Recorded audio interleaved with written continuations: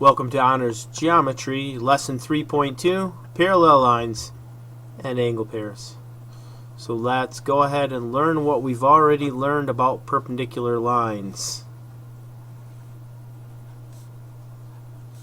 Got line L, you got line M, and because of this right angle right here, that makes those two perpendicular, and we would write line L perpendicular to line M. Parallel lines, they are lines that are in the same plane that do not intersect each other. Okay. We'll call them A and B. New symbol for the day. Line A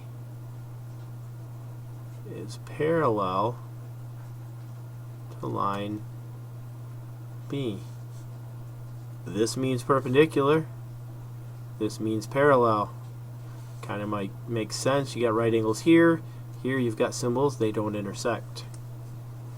And just like tick marks and arc marks, there's a special way to mark parallel lines. Let's go ahead and look at that right now. There you go. We're going to use little red triangle thingies, parallel marks, to show that these two lines are parallel. Now, something really cool happens when you have parallel lines that are cut by a transversal. Something really cool happens. That really cool thing is the corresponding angle postulate. So something really cool happens with this angle here and this angle here. Can you guys guess what the corresponding angle postulate is going to say? The hypothesis, I'll go ahead and just reveal it for you. If parallel lines are cut by a transversal, come on, can you see it?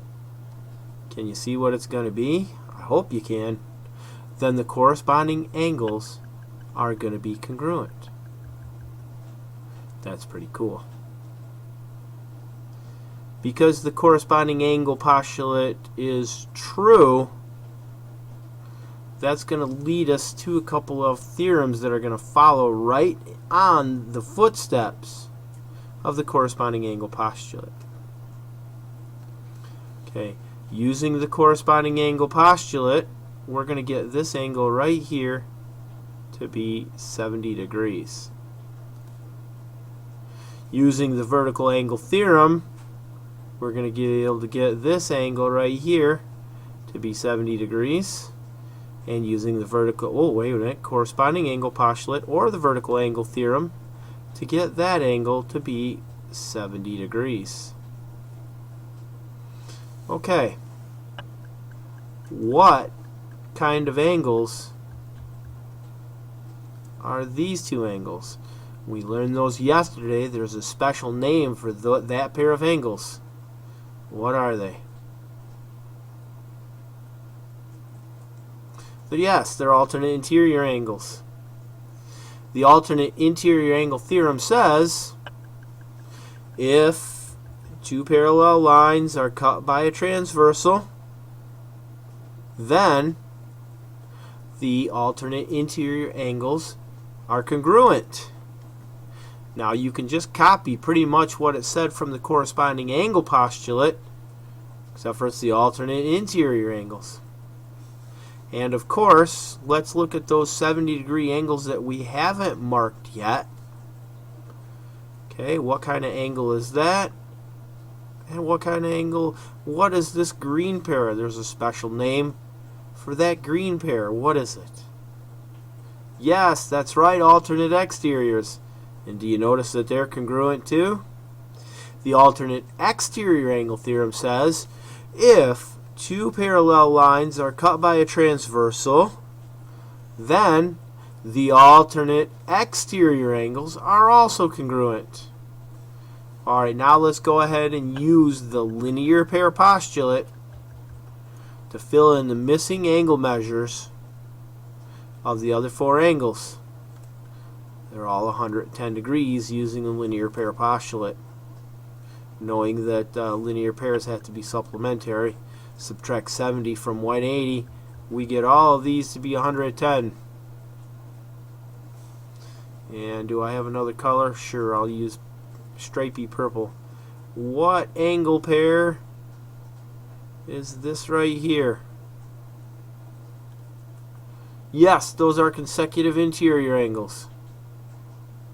The consecutive interior angle theorem says if two parallel lines are cut by a transversal, yes, we've already written that a couple times, cut by this transversal, then these purplish angles are going to be, the consecutive interior angles, are going to be supplementary.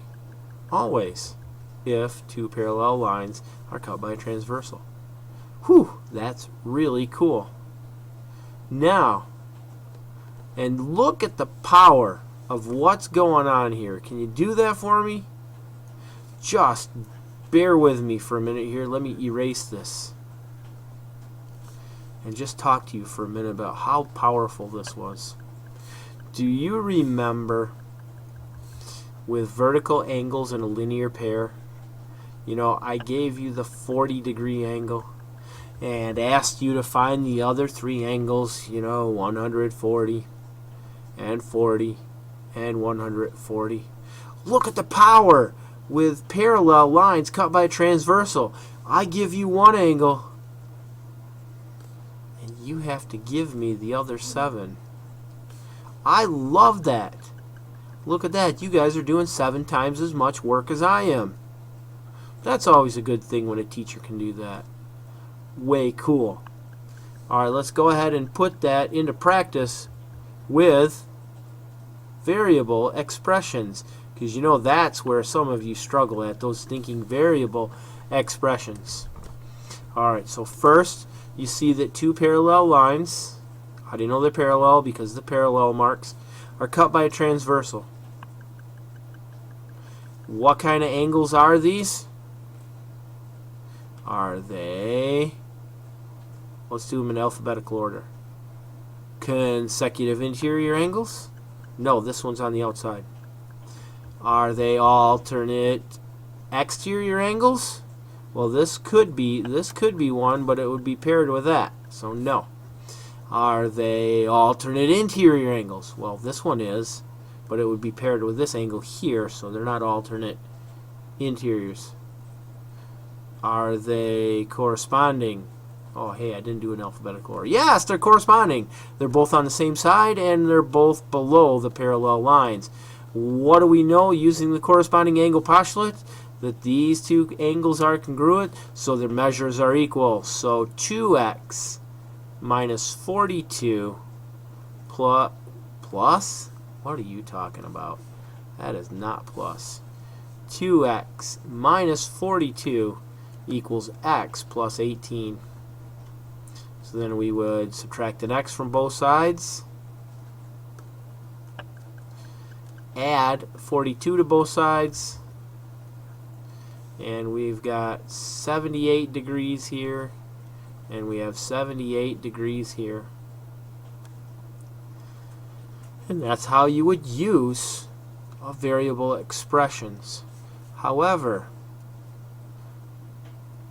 let me put a twist on that. I think it's a very important twist too. How about if I just move that angle to right there? Now what did I do to the equation? What kind of angles are these? These are consecutive interior angles, and that's going to be a whole different thing. If two parallel lines are cut by a transversal, then the consecutive interior angles are supplementary. So what does that mean that they're supplementary? That means that their sum is 180.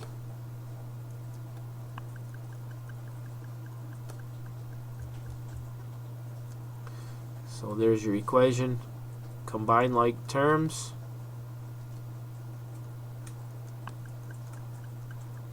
Add 24 to both sides. Divide both sides by 3. And it looks like it's going to be 68. So this right here is 86 degrees. 134 minus 40. So, no, 136 minus 42. 96 degrees. And look, they're supplementary. And that's how you're going to use parallel lines and the different angle pairs. Corresponding angles are congruent. That would be the corresponding angle converse. Sorry, the corresponding angle postulate. Alternate interior angles are congruent. Alternate interior angle theorem. Alternate exterior angles are congruent. Alternate exterior angle theorem. And consecutive interior angles are supplementary. Whew! And that is the conclusion of lesson 3.2, parallel lines and angle pairs.